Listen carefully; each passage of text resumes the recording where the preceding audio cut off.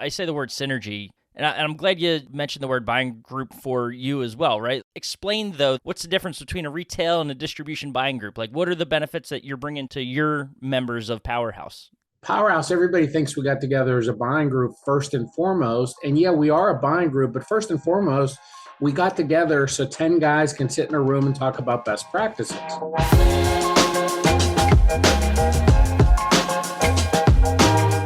Welcome into the Independent Thinking Podcast. This is your host, Rob Stott. This week on the podcast, we get to talk to a different buying group that serves the consumer electronics and custom integration industry, but from the distribution side. So while we have our Oasis, Ellipsis, and Ozione dealers and our consumer electronics dealers here at Nationwide Marketing Group and within our custom integration division, there are partners that we work with that have, on the distribution side, that have a similar model to the way they go about doing business on behalf of their members. And in particular this week, we're talking about Powerhouse Alliance, a group of distributors across the country that serve different markets. And, there's really no overlap between the members. Obviously, an important thing to call out about the group and why and how they go about identifying members of the group. But at the end of the day, the reason Powerhouse exists is a lot like why Nationwide exists. Of course, there's the buying group portion of the business and ensuring that distributors can, that are members of the group have access to product lines and vendors at rates that make sense for the distributor. But also, as well, there's the education side of it and the best practices and networking and idea sharing among the distributors to ensure that, they're working efficiently amongst themselves, but also able to serve the markets that they serve in a way that is beneficial to everyone. So really cool opportunity to sit down with Dennis Holzer, the executive director over there at Powerhouse, just across the other side of the state, right? A trip down the PA Turnpike from where I sit while we were recording this episode, but always, fun to catch up with a fellow Pennsylvanian, but also to catch up with someone that has a mind for this industry and not just, how to go about running the group that he's running, but also the trends within the space and the things he's hearing about the economy and what's going on the distributor side of the business. And they have a unique insight as well, right? So they house product, they see where product's coming, where it's going as well, kind of that middleman between the manufacturer and the dealer. So they get to see the trends in sort of how things like the supply chains flowing and just what product is popular, all sorts of stuff like that. So great to pick his mind and see what he's seeing from the distribution side that our members could learn from. So really cool opportunity to sit down with Dennis, and that's what we do this week on the podcast. So let's dive into it. This is Dennis Holzer of Powerhouse Alliance here on the Independent Thinking Podcast.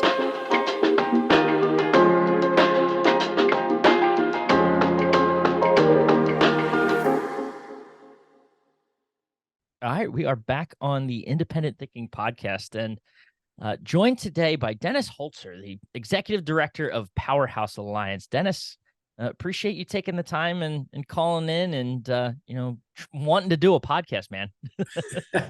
I'm happy to be here. Thank you for having me on this beautiful 92 and sunny degree day in Pittsburgh. Oh, yeah, right. Well, I guess I should save this episode then and publish it in the summer, or can I ever publish an episode with those degrees being called out? Well, not if you want the truth and only the truth. No, that's awesome. Well, hey, it's fun to get to talk to someone from the other side of the state, right? I don't know how you feel about Philadelphians. On this podcast, it's fine. On the game field, it's a different story. No, that's awesome. Hey, I got a lot of love for that city. I spent a couple of years, my college years at Duquesne University, so I know all about Pittsburgh and the South Side and Forbes Avenue, all those college campuses along there. Crazy. You get Duquesne, Pittsburgh, and Carnegie Mellon, and then you also get Point University, Point Park University. Point Park. There's Chatham University, and there's also Carlow College, all within on Forbes Avenue. Yeah, all on Forbes Avenue within like a 3-mile radius. It's incredible. So I had a lot of fun out there. So I enjoy getting back when I can as well. So awesome to be able to have you on and talk to you and dive into Powerhouse Alliance, because there's a lot to talk about. It's some fun stuff going on in this space. So We Yeah, appreciate the opportunity. Powerhouse is pretty unique, if I can say so for myself. We have 10 members, which encompass 70 warehouses across the country. And the great thing about Powerhouse, and this has nothing to do with me, so um, is we have 10 guys who are all in wholesale distribution who all do the same thing, but they do it 10 different ways. And the reason they do it 10 different ways is because it's their territories and they are confined to their territory. There are territory restrictions. They're in their territories. And frankly, what my guy can do in Boston would not work in California. And what my guy in California can do would not work in Boston. And Chicago may not work anywhere. So that's what makes it unique. The people are homegrown at each location. Yep. They know their markets. Our youngest distributor in age is about 40 years. Our oldest distributor is 155 years. Wow. So, when you've been 155 years, I mean, first of all, you've seen all the cement sidewalks redone, but that's pioneer music. Yeah. But as I said, these are homegrown distribution, family-owned companies where, again, pioneer music, 155 years, 154 years. They're now in their sixth generation. Yeah. But all of them have brought their kids into the business, and their kids are eventually or already starting to take over the businesses. So it's really been a great thing. And as I said, it's unique in distribution. It's not this corporate mass entity that, I call it the Target method, where if Target sends out an email from Minnesota, every store does what they say and looks like, they all look alike. You've been in one Target, you've been in all Target. It just may be turned a little differently, but the Hershey bars are in the same place at every Target store. So that's the uniqueness of Powerhouse. Well, the cool thing to it sounds there's a lot of synergies, right, between the way Powerhouse is set up. And I look at nationwide, obviously we're on the retail side, but that we're we're coast to coast, but it's regional based. A retailer in California, to use your example, probably doesn't operate the same way an independent retailer in Boston does. But they can still talk to one another and learn about how they're going about their business, the strategies that work, maybe the product categories that they're even seeing that are doing well compared to one another, and really learn and grow their businesses based off of that. Well, and that ironically that you say that, that's how Powerhouse got into business. My background is distribution, but the one thing with distribution is that and this applies to retail too. It applies to frankly every level. You're afraid to say anything about your success to anybody else because you never know if they're going to be shipping into your territory. It's your secret sauce. Yeah. Right. So, but what brought Powerhouse together was we wanted to be. Everybody wanted somebody to talk to. And so Powerhouse, everybody thinks we got together as a buying group first and foremost. And yeah, we are a buying group, but first and foremost, we got together so 10 guys can sit in a room and talk about best practices. And the uniqueness there is, and I repeat this to my guys all the time, if somebody needs a new phone system, there's 9 other guys in the room who have phone systems. Yeah. And what a better way than to talk to someone who's in a similar business. And, you can say, hey, I'm looking at that Toshiba phone system. And the one guy will say, hey, you know what? I have it. It's tremendous. Or another guy may say, I have this Novell system and it's terrific. Or I may have this system and man, does it stink that I make a big mistake. So that's the uniqueness. And when you talk about buying of trucks for delivery, we all know there's hundreds and hundreds of things we all do every day that a lot of cases we take for granted until they break, and we need them. And so a truck is an example of that. A phone system is an example of that. Warehouse equipment, packaging, obviously we all do a lot of shipping and a lot of receiving. So taping, something as simple as taping a box. Yeah. My friends at UPS and RP and FedEx, they are not going to like this, but they're not in the take care of all their packages business. They're in Oh, shipping them as fast as possible and throwing them out the back of the truck as we've quickly as we've possible. seen we've seen the social posts, who Absolutely. cares about how it gets to the doorstep? Yeah. Right. And it's, obviously during COVID, it was 10 times worse because everybody was shipping everywhere and every truck was packed. And so, you know, there's just a lot of different things that it doesn't matter, again, what level you're at, Right. things you encounter every day that, if I need a phone system and I'm going back to the phone system, yeah, I can do the homework, and that's going to take me hours of Googling and calling and making appointments. But now, if I have 9 guys sitting next to me and 6 of them have a Toshiba system, Yep. I'm going to ask them, and then I have one call to make if I'm happy with what, and I know cost basically Yeah. too. So that's what brought Powerhouse together, and the uniqueness of Powerhouse in a market.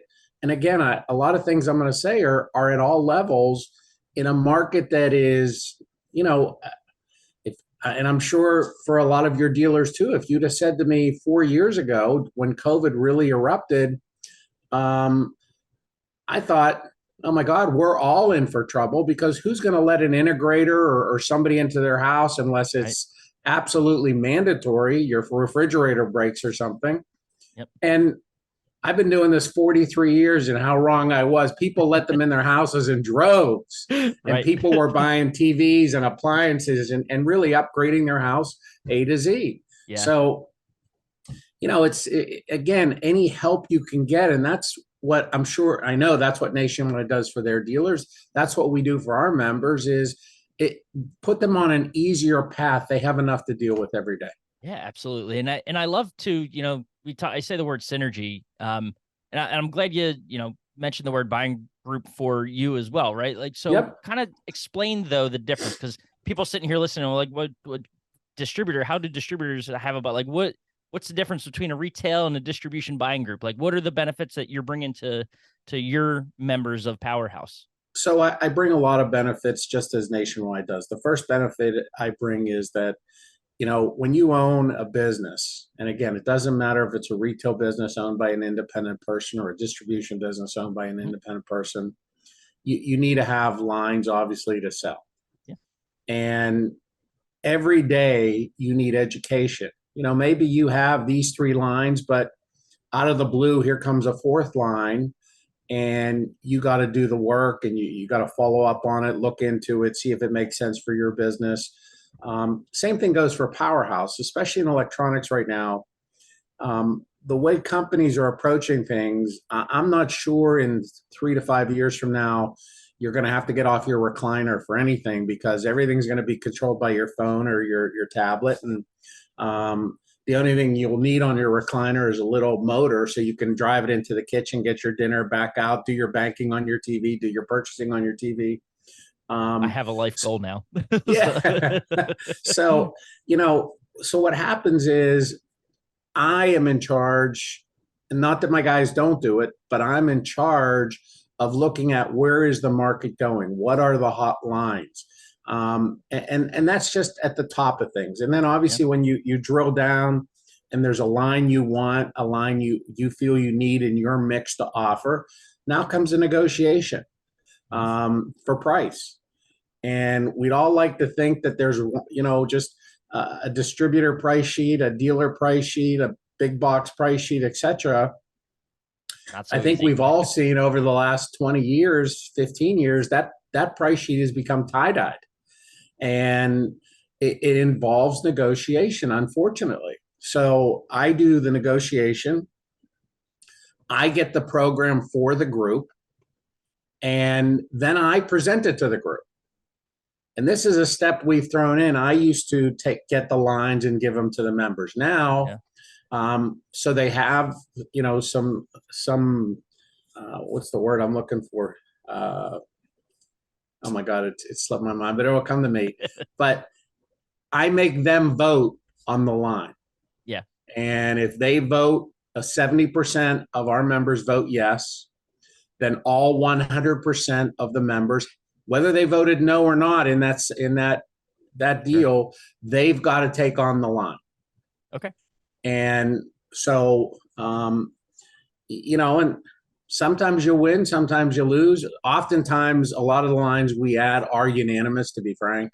Yeah. But there's occasionally a line where a guy, has a friendship with this rep on this line, and he doesn't want to bring something in. But that's part of the group mentality. Yeah. We are a team, and there is no I in team, unfortunately or fortunately. So we bring it in. Yeah. And we only bring in 3 to 4 lines max a year. Gotcha. And the reason we do that is last year, for example, we were offered 70 lines. And there were several lines, frankly, that were great lines that we said no to. And it's not that we wanted to say no, it's that by the time we get a line in and we train our staff, we get it in inventory, we tell our dealers we have it, they start to advertise it or put it in bigs for their dealers. That's a process. Yeah. And unless we all have only one line, we can't take our eye off everything we do have. This is an addition. Mm-hmm. So it takes time. And in my thinking for my members, one line per quarter is frankly all they can handle, all their bandwidth can handle. Now, just a clarification point. When you say line, is that one vendor. Specific product or vendor? No, there we go. That's a vendor's product line, and everything that goes with it. No, that's awesome. Makes perfect sense. It just takes time. And like I said, we have a loyalty to our vendors. And the other thing I got to add there is that doesn't mean the member, similar to what your guys do, can't add additional stuff that is not Powerhouse. And a good example is Powerhouse's audio video line today is Yamaha. Mm-hmm. But all my guys have Yamaha. Right. But some, in addition, have Denon or Marantz or Integra, Onkyo, et cetera, et cetera. And I don't care about those lines, to be frank. I beat my guys up on my line, on the Powerhouse lines. I so much to the point I send a report card every month to every member on what they purchased from all the Powerhouse vendors the previous month. And every member sees every member's report card. And that's not to embarrass anybody.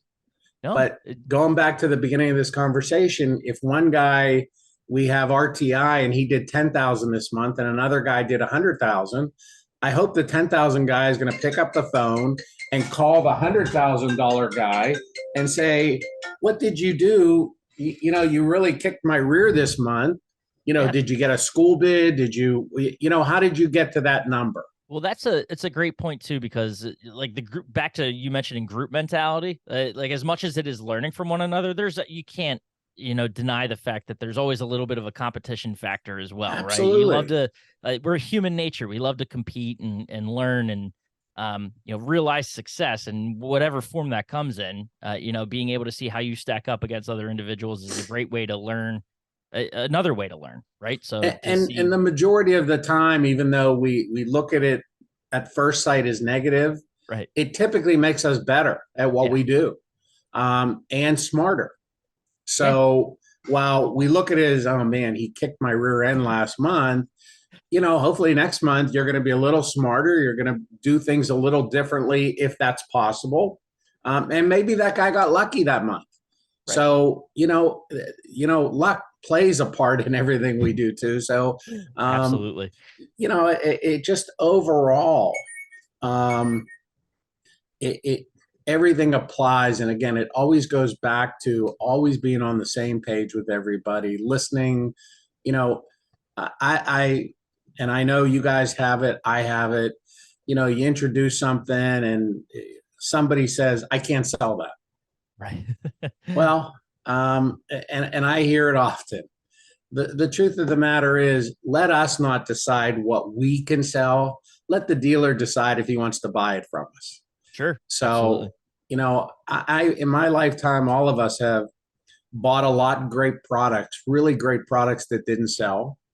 and frankly, a lot of crappy products that sold like hell. Right. So, you just, Good luck figuring out these consumers, huh? yeah, you don't know what, I mean, you don't know what I mean, you do to some extent, Right.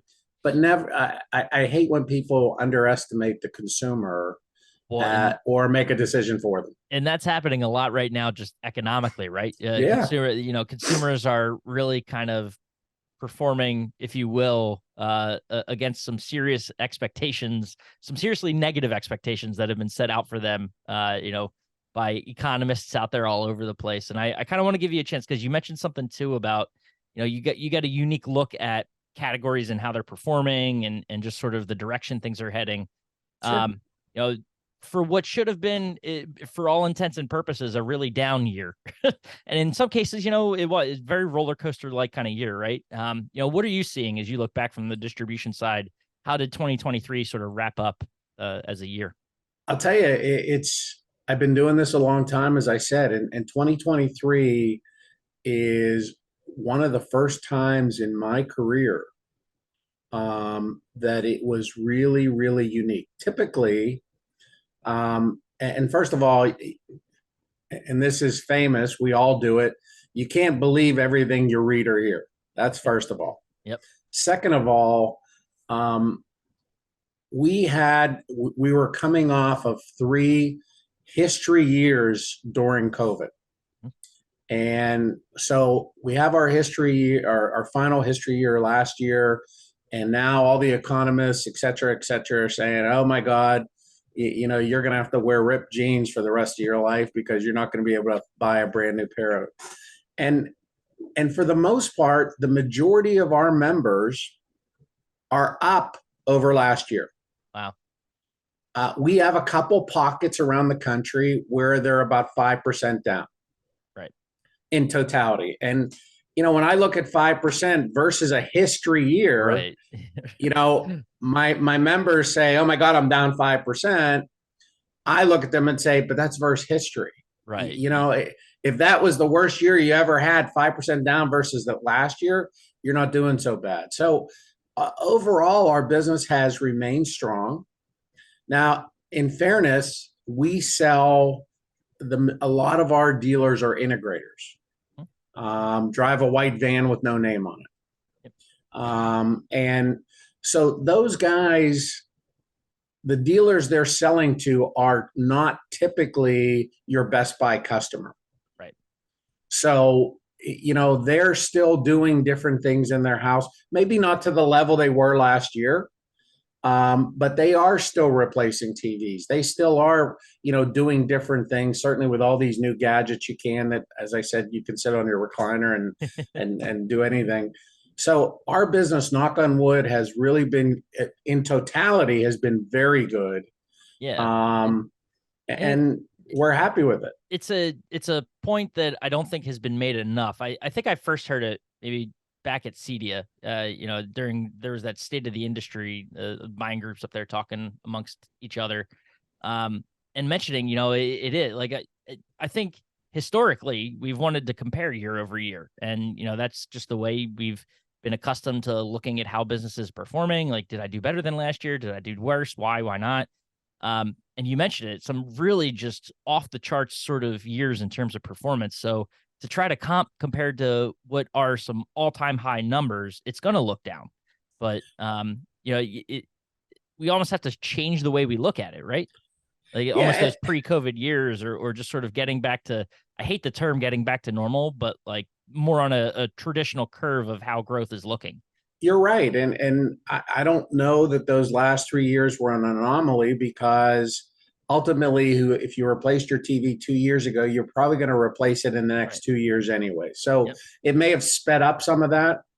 But the other thing is your high end, the dealers that you have that are selling more of the high end products, whether it's a Thermador, a Viking, a KitchenAid, etc. Those customers, in fairness, are not as affected by what happens to an average consumer every day. So those guys, that refrigerator goes or it's bad, they're still replacing it immediately. Yeah. So the last thing we can afford to do, and we're all famous for doing it, and I certainly put myself in there, is you hear what you hear on the TV, you read what you read in the newspaper, and your brain says, "Uh-oh, we better start to panic." Right. And that's not the way, unfortunately or fortunately, this economy works anymore. And I'm going to say something, and it's not meant to be political, but when we talk about inflation, and that's the buzzword, Right. the truth of the matter is, I don't term it inflation, and I don't term it inflation because if you're paying the cook at Wendy's $8 an hour, and now you're paying him $18 an hour, the hamburger he's making is going to go up in price because you went from 8 to 18. So when we talk about inflation, yeah, that cost of that hamburger went up, but so did somebody's salary. So, and you got to put both of them. It's not just one side of the equation's going up, it's both sides of the equation going up. And I don't look at that, frankly, and I'm probably weird. I don't look at that as inflation because, if it were just the product going up, that's true inflation. Right. But the salaries are going up for these people too, which is causing some of this. So a guy who was making $8 an hour and selling the burger for $5, now he's making $18 and he's selling it for $10. You don't want to pay more, but you're not saying no to a raise either. So, Right. it just, I think we need to tame the talk. I see where you're heading, and I mean, hey, we're all a little weird too, so I get it. I Yeah. completely get it, right? But no, so I want to dive into looking at this last year and then look ahead as well. But were there some areas specifically around product that you kind of look to as like these were where the wins were this year, or the categories that sort of exceeded expectation over the past 12 months? I think the sizing of TV, people, again, I've been in this business all my life. The difference for me to most is when I owned a distribution company and I sold it in 2008. I was a white goods and a brown goods distributor. I had Whirlpool at the time, and I had RCA and Toshiba at the time. So I get it. And these are unique times. I mean, we're talking about all these fancy new gadgets and different things, but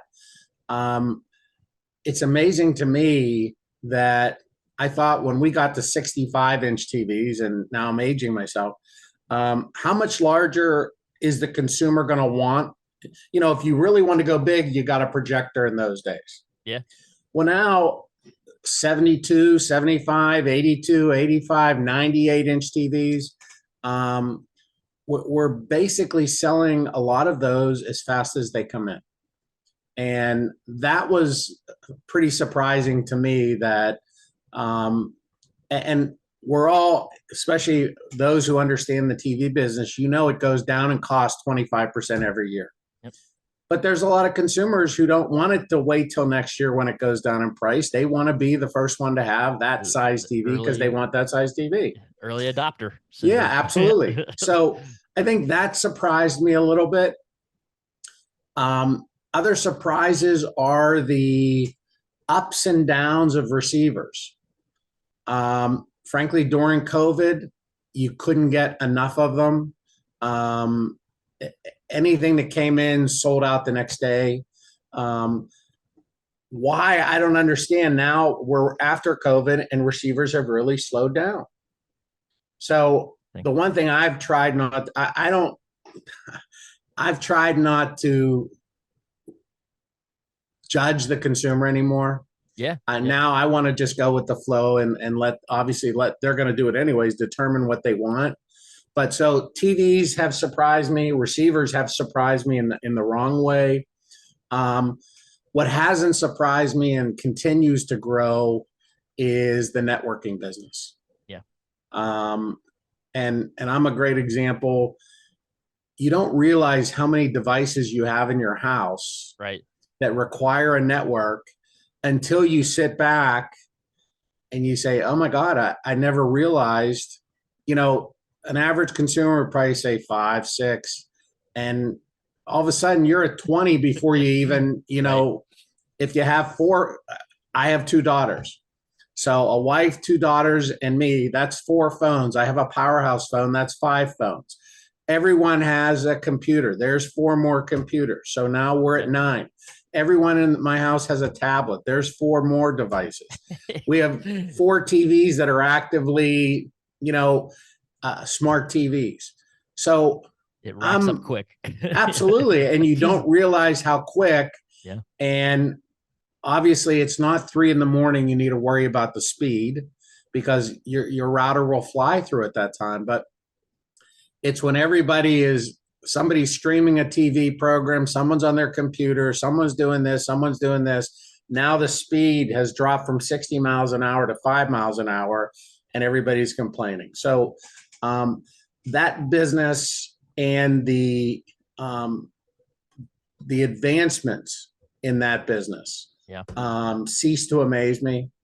I know if I would have said to my parents that they would have just 2 of them having 10 devices in their house, they would have looked at me like, you know, I needed to go be drug tested. Um, so, you know, I think that part of the business, and I should have started with this by saying Powerhouse specializes in anything you need for the home theater category from A to Z, anything you need in the networking category from A to Z, anything you need in the residential security category, A to Z. And we have added the commercial category. We're certainly not A to Z, but we are working our way there. Yeah. And again, of those 4 categories, I have guys, my UI supplies distributor in New York, New Jersey. They have everything I've mentioned, and they have a whole electrical division with fixtures and Yep. whatever else goes with electrical. So all my members have at minimum what I have, but all of them far exceed just what Powerhouse does.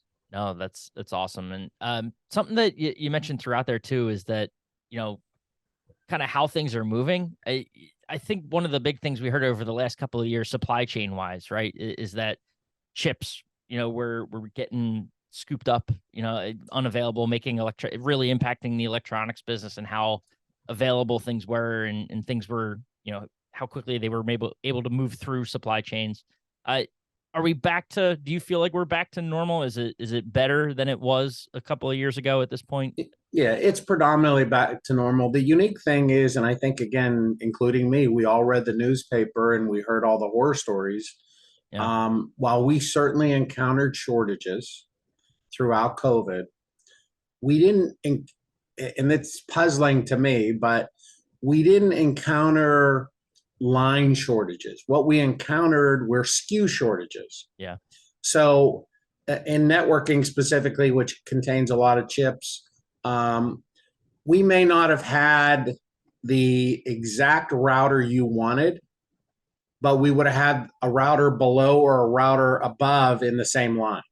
Yeah. So while it did hurt us on certain models and in certain vendors, we didn't experience the shortage nearly to the levels that you read about in the magazines and the newspapers. Again, I don't want to say we didn't have it because we did, Right. but if our dealers needed to do a job of any type, we could fill those jobs with the product.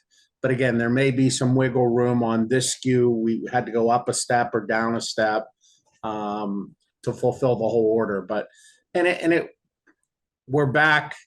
I laugh because not only is everybody shipping everything, and every back order that was out there for those 2 years, trust me, every vendor has shipped. But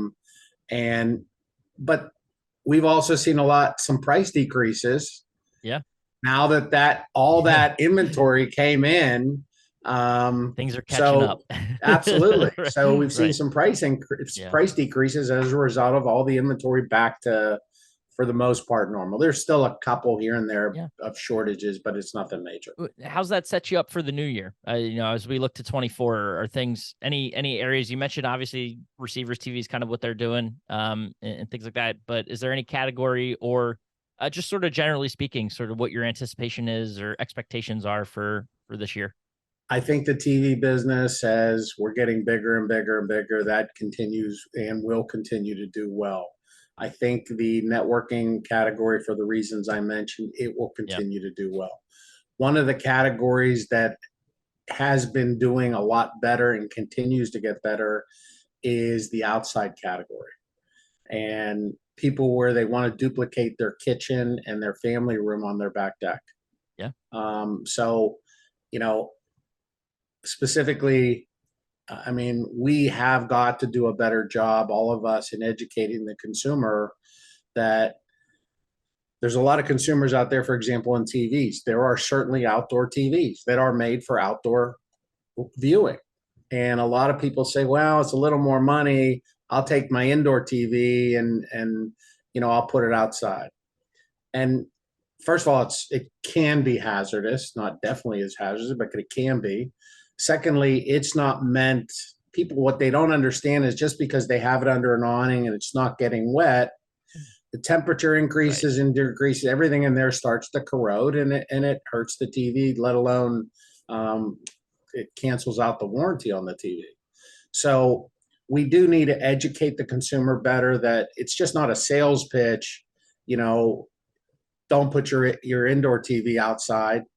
There's reasons for it that are very, very valid reasons. But I think COVID, obviously a lot of us stayed home, and with increases in costs of everything, people are staying home more and entertaining home at more. And so the outdoor kitchen, the outdoor home theater, I expect that category to continue to get bigger and bigger. And I think we're going through in that category now we had a 43-inch TV out there, and now there's 65-inch TVs available and bigger. And hey, we have a deck up here and we have something down here. So I think there's a lot of opportunity. And what I tell my guys, obviously, and all the dealers is, hey, you know what? It doesn't hurt. And I know there's an expense, but put something on your floor. And if your consumer sees it, there's a hell of a chance, because a lot of our people are very, very good salespeople. There's a chance if you educate the consumer, instead of letting them only look at Google, they're going to buy more product from you. They're going to see things. And with the financings that you offer, really, what is the cost of adding another TV on the outside if they can get 1 year same as cash, or 1 year no interest, et cetera, et cetera. So that's what I'm looking for. And again, I was at Samsung this week. There's a whole host of new gadgets coming, and wireless speakers and wireless this and wireless that. And so I think the future looks bright. Yeah.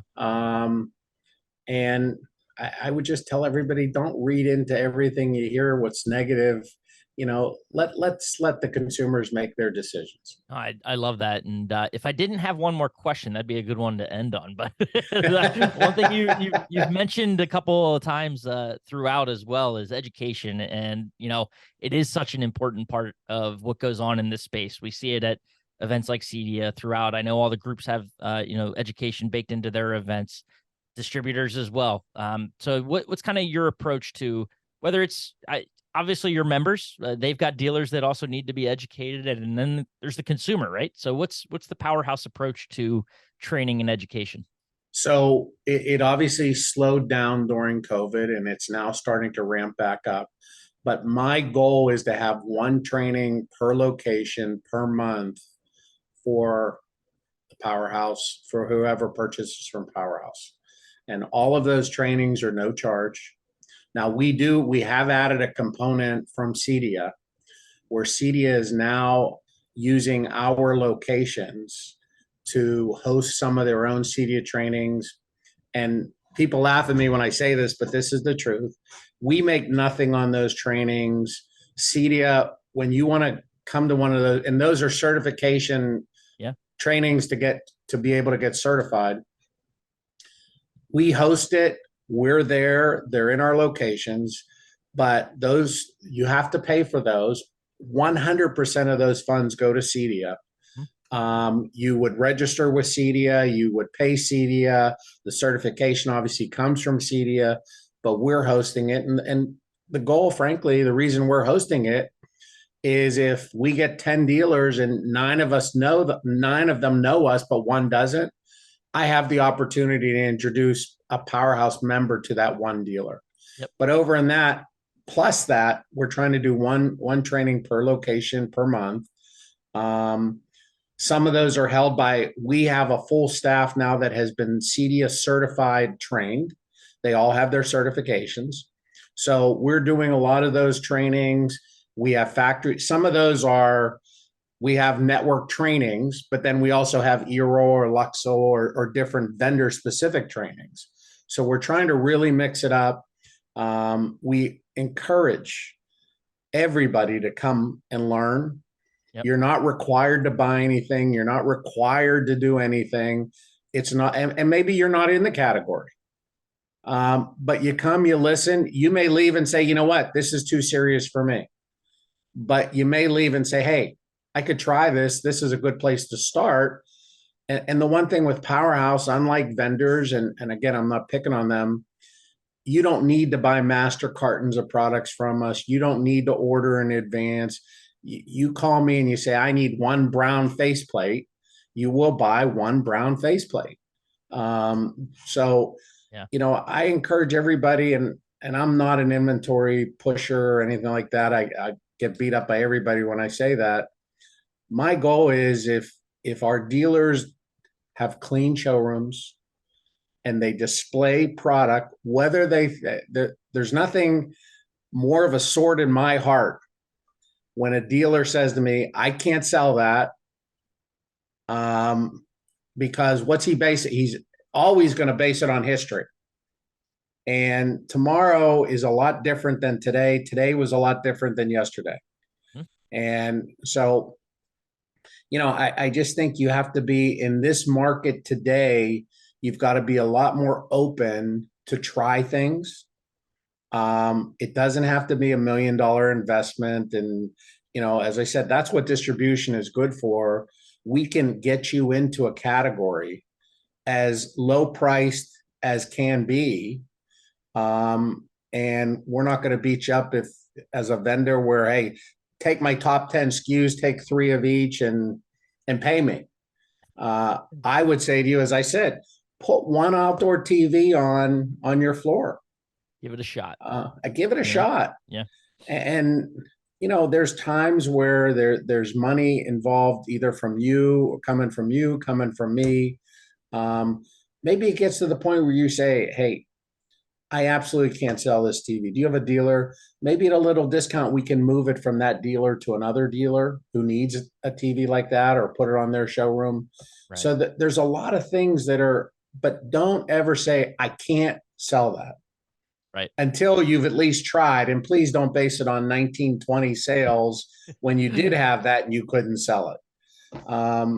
That's the difference, I think, in today's market versus several years ago.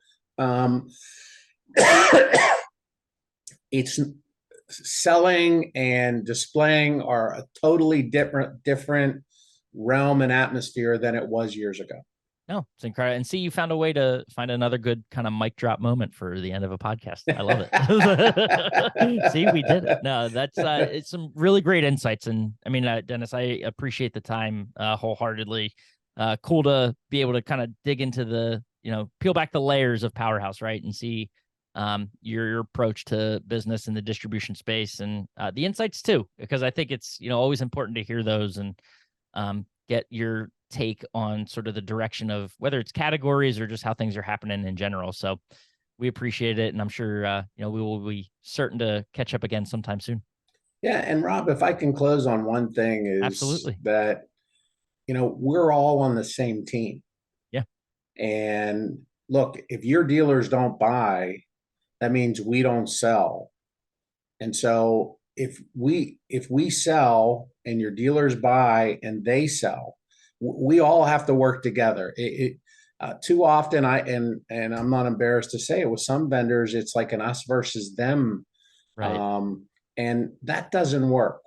There's no I in team here. My success, and I make no bones about this, is based on dealers purchasing from us. Mhm. So we've got to do everything we can. And I encourage your dealers, if there's something they're unhappy with, we're not doing, they'd like to see, call me. And I'm not going to call their distributor and say, oh, this dealer called and said you're an idiot. You know, I'm not the brightest guy in the world. And what they see on the first floor, maybe I don't see on the second floor. So if there's Right. something they need that can help them sell, I'd be stupid not to listen. And it gets back to, as much as being part of a group is about learning from other group members, it's also across the category too, or across the industry, right? So the only way we get better and improve is it's the same with nationwide members. If we're not doing something that, we need them to do, it's very much supposed to be an open line, right? Like, come talk to us so we can figure it out and find that solution. That's why we're here to support you. And it's no different with Powerhouse. Teams are better than individuals, and I stand by that. You're only as good as the team you're on, and if there's a tool that is not in the toolbox and you need that tool, whether it's at the retail level, the wholesale level, whatever level. And as I said, I was just at Samsung this week. Yep. And there's a couple tools that I think we're short, and it's not always price, it's not always what everybody thinks that it's always. And I can tell you, Samsung looked at me and said, that's not a major deal. Let us consider it. So, I mean, that's good enough for me. No, it's awesome. And like I said, we appreciate the time and the ability to pick your brain a bit. So look Hey, forward it's to my doing it again pleasure. soon. I appreciate the opportunity. And again, obviously yourself, anybody at Nationwide or any of your dealers, if they ever need my assistance in any way, please don't hesitate to ask. You heard the man.